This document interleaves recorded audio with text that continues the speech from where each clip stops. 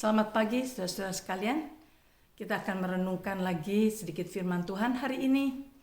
Tetapi kalau saudara ingat pelajaran kita kemarin, kita sudah belajar kemarin itu untuk mulai mempraktekkan apa yang kita sudah pelajari selama 20 hari sebelumnya. Kemarin adalah hari yang ke-21. Hari ini adalah hari yang ke-22. Kita merenungkan bersama-sama firman Tuhan. Nah, saudara-saudara, kalau kemarin kita sudah belajar mempraktekkan sedikit dari firman Tuhan, marilah hari ini kita belajar bagaimana melawan kekhawatiran, saudara. Bagaimana kita bisa melawan kekhawatiran.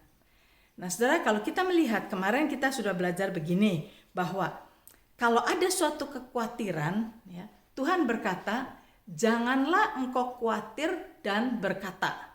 Nah, jadi mula-mula memang kekhawatiran ada di dalam pikiran kita, tapi jangan diperkatakan. Jangan diperkatakan. Itu nomor satu. Karena memang iblis menunggu kita mengatakan kekhawatiran kita. Dan begitu kita mengatakan kekhawatiran kita, di situ iblis bisa bekerja dalam hidup kita. Nah, sebab itu jangan memperkatakan kekhawatiran kita.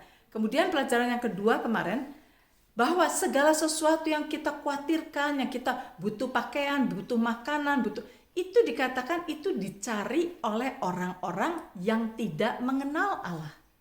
Nah, jadi kita jangan menyamakan diri kita dengan orang-orang yang tidak mengenal Allah. Ya.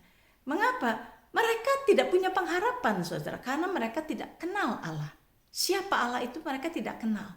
Tetapi kita selama beberapa minggu ini kita sedang belajar mengenali Allah, kan? Nah, sekarang yang ketiga pelajaran kemarin adalah bahwa kita ini mempunyai Bapa yang peduli akan kita. Bapa yang mengetahui kebutuhan kita.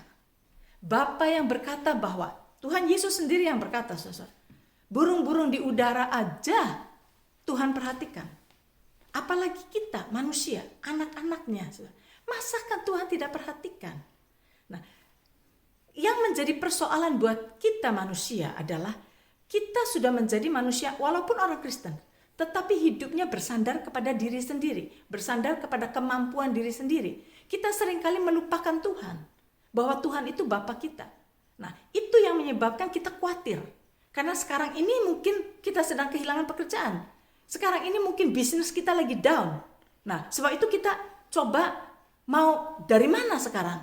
Sebab biasanya kita yang provide, kita yang menghasilkan. Nah, sekarang kita disuruh bersandar kepada Bapa kita. Nah, itu kesulitannya. Sebab itu, saudara, saya bawa saudara terus mengenal Tuhan dahulu, kemudian percaya kepada janji-janjinya.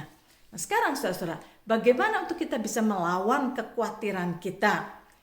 Mari kita baca dari Filipi pasal yang keempat, ayat yang keempat sampai dengan ketujuh. Filipi pasal 4, ayat 4 sampai yang ketujuh. Di sini dikatakan, bersukacitalah senantiasa dalam Tuhan. Sekali lagi ku katakan bersukacitalah. Hendaklah kebaikan hatimu diketahui semua orang. Tuhan sudah dekat.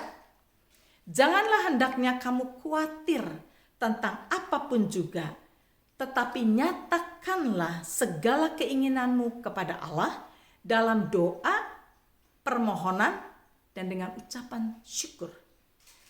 Damai sejahtera Allah yang melampaui segala akal akan memelihara hati kita dan pikiranmu dalam Kristus Yesus. Nah, mari kita lihat di sini. Pertama-tama yang Tuhan perintahkan kepada kita untuk melawan kekhawatiran kita, Tuhan berkata, bersukacitalah. Sekali lagi kata Tuhan, aku katakan bersukacitalah.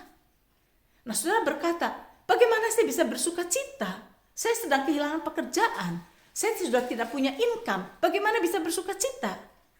Saudara, kita tidak akan bisa bersukacita kalau pikiran kita ditujukan kepada yang kita khawatirkan terus.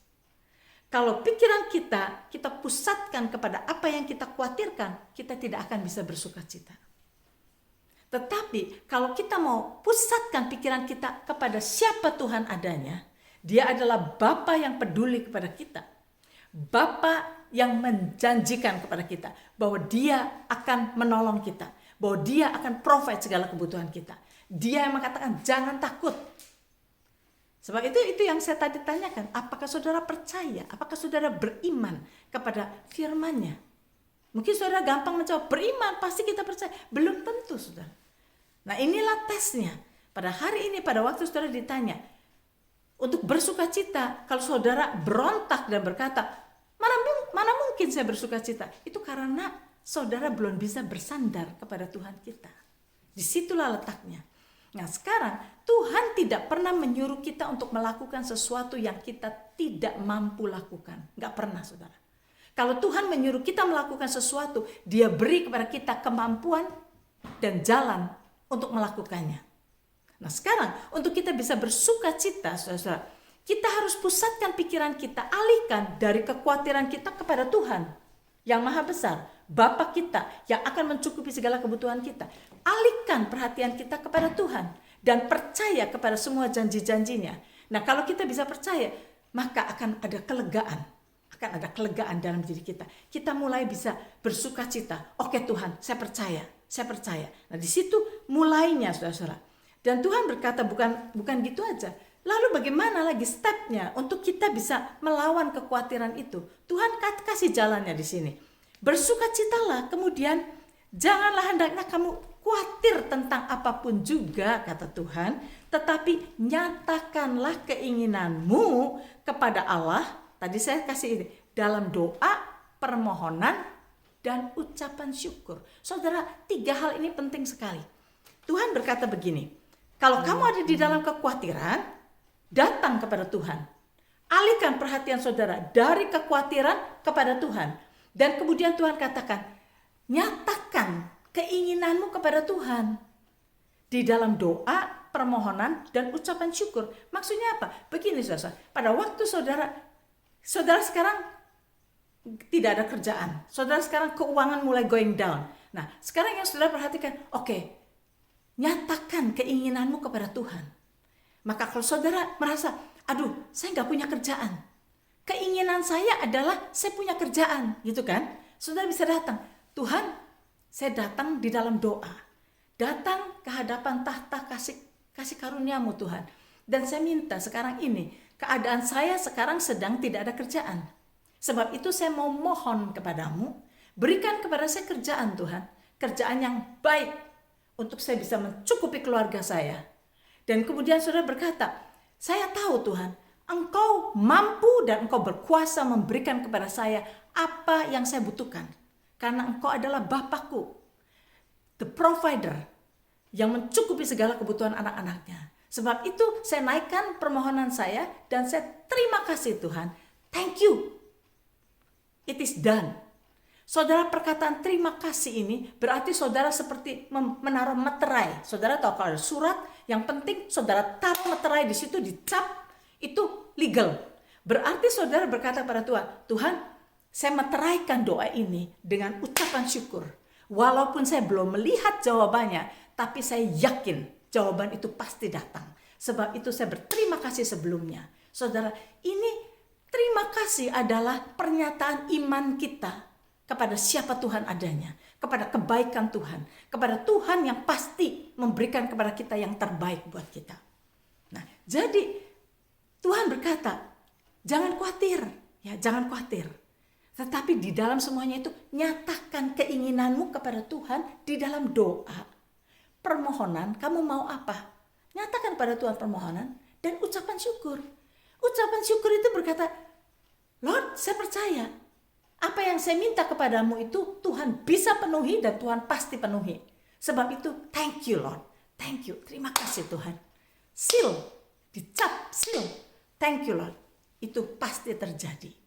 Nah saudara, itu yang Tuhan katakan. Maka kalau saudara berdoa itu dengan iman, dengan keyakinan, dengan pengertian siapa Tuhan saudara, dengan pengertian bahwa Tuhan adalah Tuhan yang menepati janjinya, saudara mengerti dengan iman, maka damai sejahtera Tuhan yang melampaui segala akal akan memenuhi hatimu. Mengapa dikatakan damai sejahtera yang melampaui segala akal? Karena saudara, tidak masuk akal. Problemnya masih ada, gitu kan? Tapi walaupun problemnya masih ada, yang tadi kita khawatir sebab ada problem, sekarang problem masih ada. Tapi hilang khawatirnya.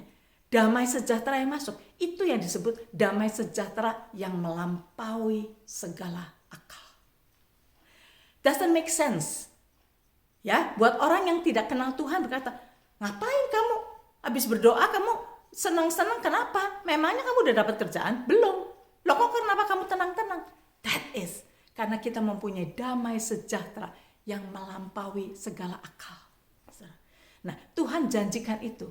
Kalau kamu bawa permohonanmu kepada Tuhan, dalam doa permohonan dan ucapan syukur, maka damai sejahtera Tuhan yang melampaui segala akal akan memenuhi hatimu. Inilah caranya untuk kita jangan khawatir.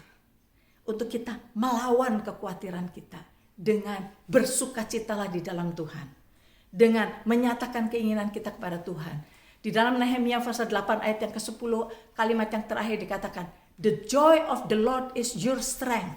Kalau kita mau bersukacita di dalam Tuhan, kita mendapat kekuatan yang dari Tuhan. Untuk berjalan di dalam ketenangan, tidak khawatir, tidak takut. Biar sampai sini dulu, saudara kalau mau baca firman-Nya, Filipi pasal 4, ayat 4 sampai 7. Renungkan ini. Sampai ketemu besok.